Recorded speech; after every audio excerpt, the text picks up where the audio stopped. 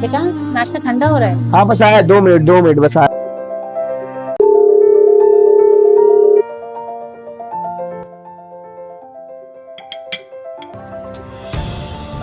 लड़का कहाँ रह गया।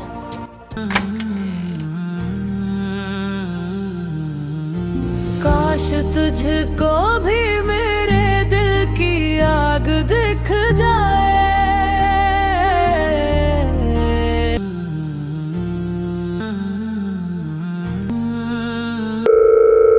हेलो, अस्सलाम वालेकुम। अच्छा ठीक है। कोई परेशानी है बेटा। नहीं अम्मी, बस सब ठीक है।